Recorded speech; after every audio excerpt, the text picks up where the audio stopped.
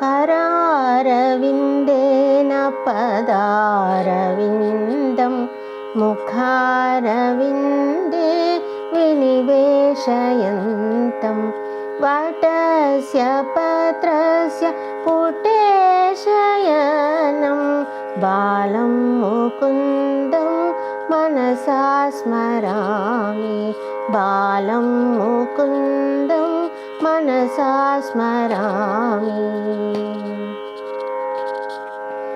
संहृत्य लोकान् वटपत्रमध्ये शय्यानमाद्यन्तविहीनरूपं सर्वेश्वरं सर्वहितावतारं बालं मुकुन्दं मनसा स्मरामि बालं मुकुन्दं मनसा स्मरामि इन्दीवर श्यामला कोमलाङ्गम् इन्द्रादिदेवार्चितपादपद्मं सन्तानकल्पाद्रुममाश्रितानां बालं मुकुन्दं मनसा स्मरामि बालं मुकुन्दं मनसा स्मरामि लम्बालकं लम्बितहारयष्टिं शृङ्गारलीलाङ्कितदन्तपङ्क्तिं बिम्बाधरं चारुविशालनेत्रं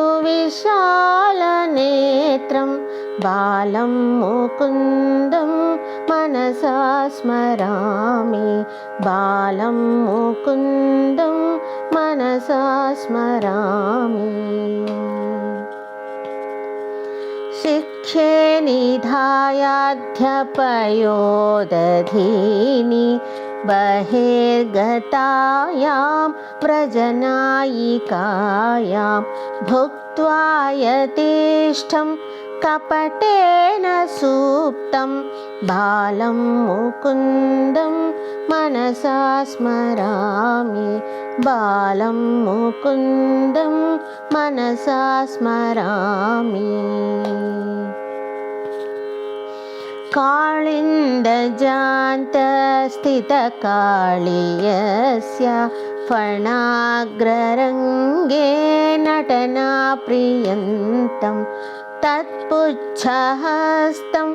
शरदिन्दुवक्त्रं बालं मुकुन्दं मनसा स्मरामि बालं मुकुन्दं मनसा स्मरामि उलूखले बद्धमुदारशौर्यम्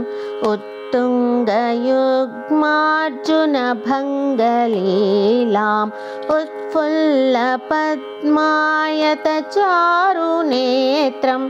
बालं मुकुन्दं मनसा स्मरामि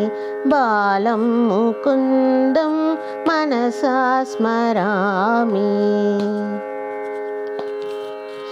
आलोक्य मातुर्मुखमादरेण स्तन्यं पिबन्तं सरसीरुहाक्षं सच्चिन्मयं देवम् अनन्तरूपं बालं मुकुन्दं मनसा स्मरामि बालं मुकुन्दं मनसा स्मरामि बालं मुकुन्दं मनसा स्मरामि।